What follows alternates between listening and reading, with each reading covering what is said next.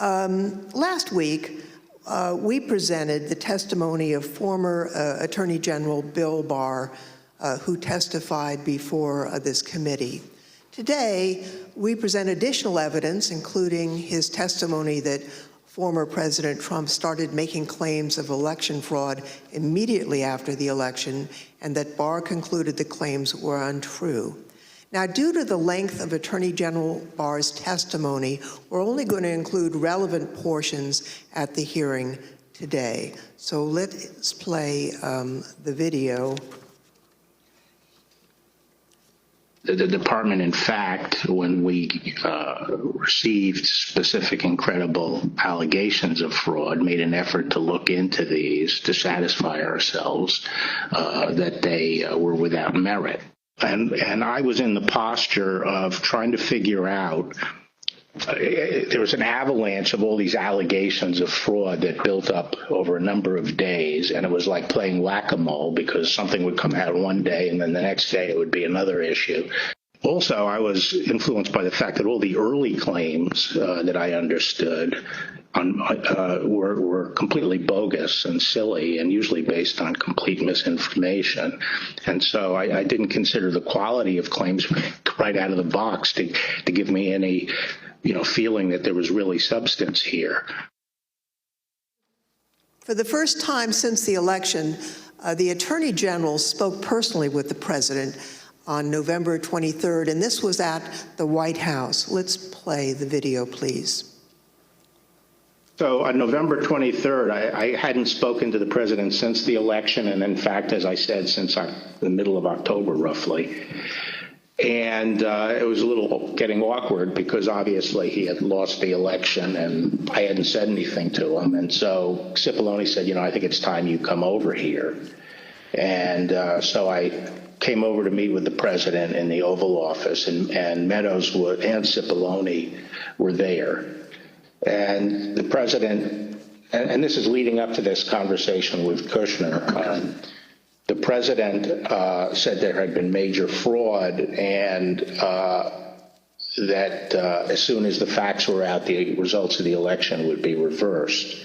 And he went on this for quite a while, as he's prone to do. And then he got to something that I was expecting, which is to say that apparently the Department of Justice doesn't think that it has a role of looking into these fraud claims. And I said, that has to be the campaign that raises that with the state. The department doesn't take side in elections, and the department is not an extension of your legal team. And our role is to investigate fraud, and we'll look at something if it's specific, credible, and could have affected the outcome of the election. And we're doing that, and it's just not.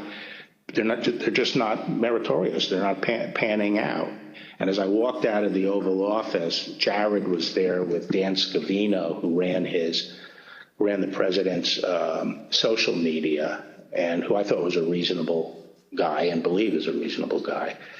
And I said, how long is he going to carry on with this stolen election stuff? Where's this going to go? And by that time, Meadows had caught up with me and leaving the office, and caught up with me and said that he said, look, I think that he's becoming more realistic and knows that there's a limit to how far he can take this. And then Jared said, yeah, we're working on this. We're working on it. Even after his Attorney General told him his claims of election fraud were false, President Trump continued to promote these claims. I felt that things continued to deteriorate between the 23rd and the weekend of the 29th. And then on November 29th, he appeared on Maria Bartiromo's show, Sunday Futures, I believe it was.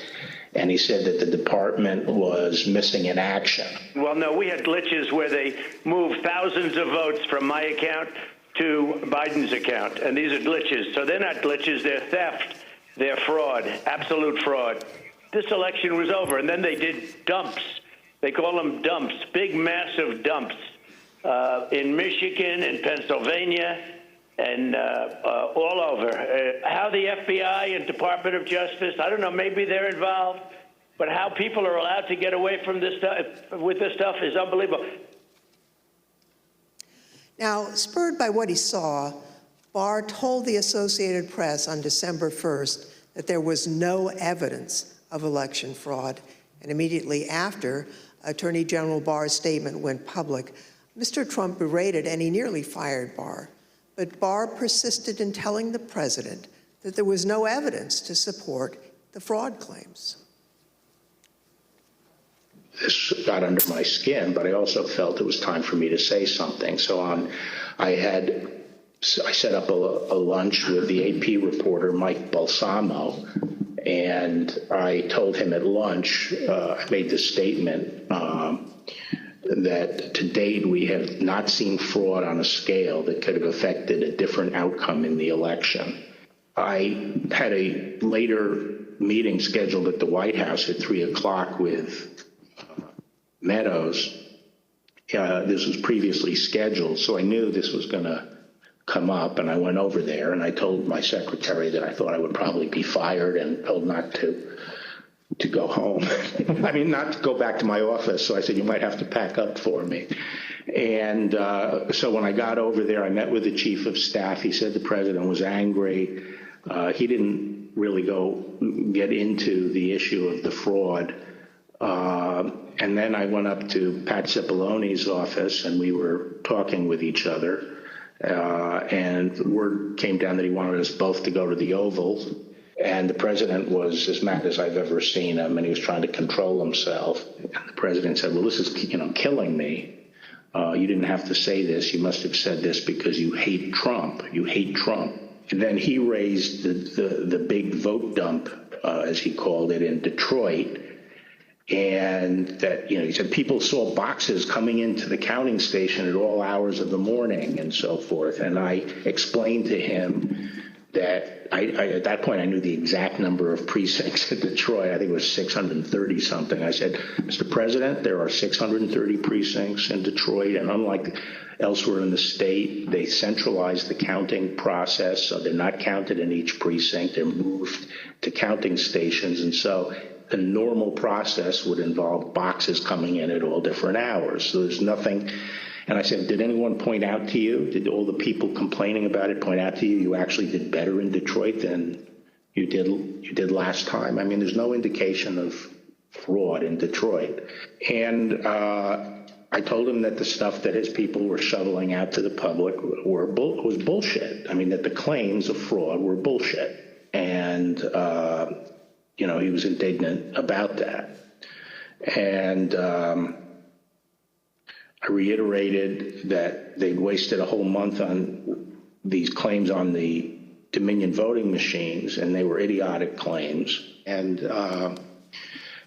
I specifically raised the Dominion voting machines, which I found to be among the most disturbing allegations, disturbing in the sense that I saw absolutely zero basis for the allegations, but they were made in such a sensational way that they obviously were influencing a lot of people, members of the public, that there was this systemic corruption in the system and that their votes didn't count and that these machines controlled by somebody else were actually determining it, which was complete nonsense.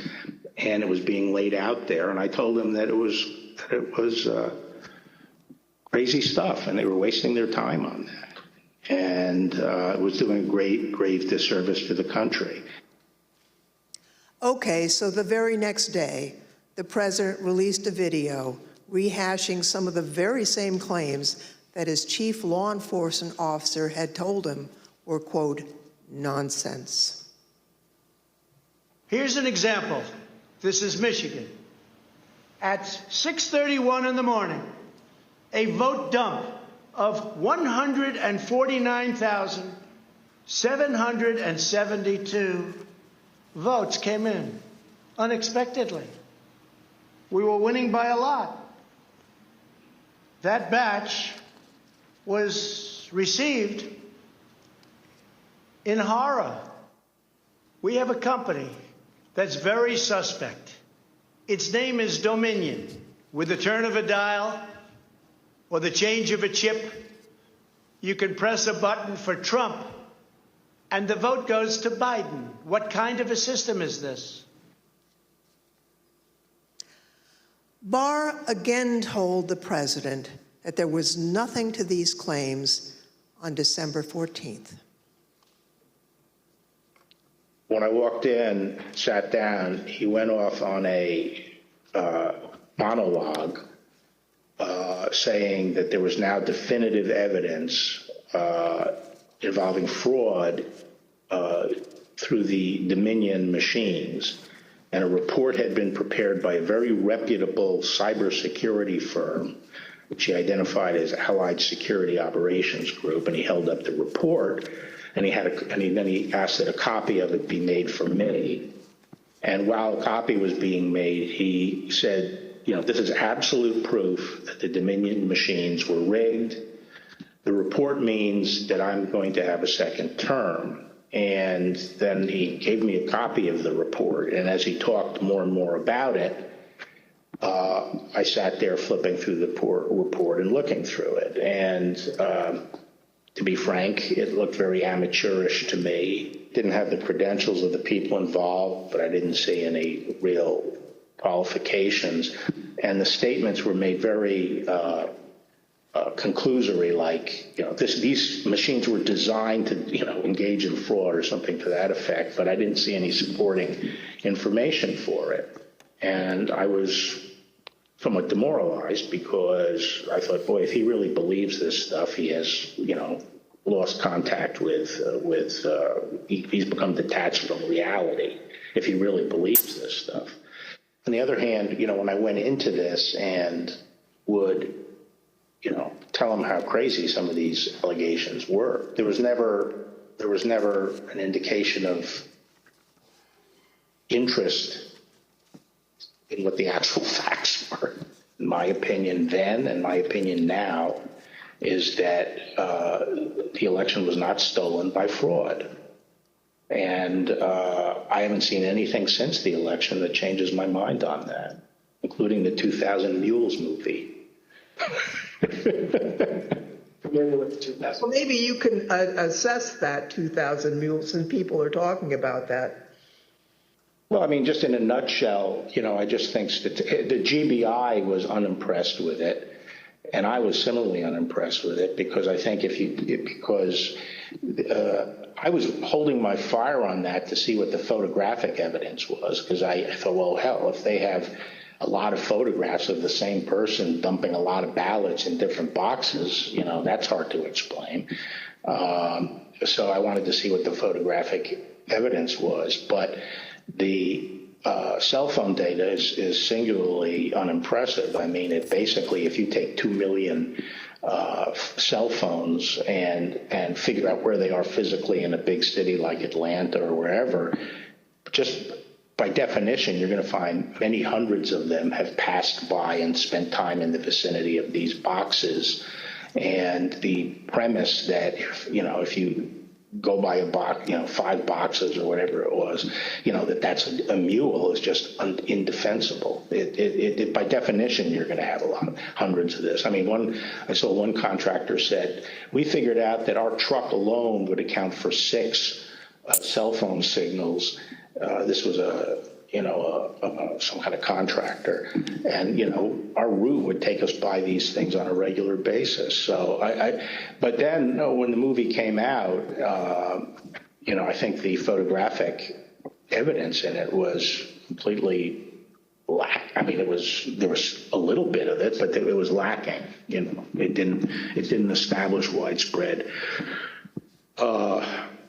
illegal harvesting. The other thing is people don't understand is that it's not clear that even if you can show harvesting, that changes the results of the election. The courts are not going to throw out votes and then figure out what votes were harvested and throw them out. It's still the burden on the challenging party to show that illegal votes were cast. Votes were the result of undue influence or bribes, or there was really, the person was non compos mentis, But absent that evidence, I just didn't see courts throwing out votes anyway. I felt that before the election, it was possible to talk sense to the president. And while you sometimes had to engage in, a big wrestling match with him, that it was possible to keep things on track. But I felt that after the election, he didn't seem to be listening, and I didn't think it was, that I was inclined not to stay around if he wasn't listening to advice from me or his other cabinet secretaries. So on December 14th, Barr quit.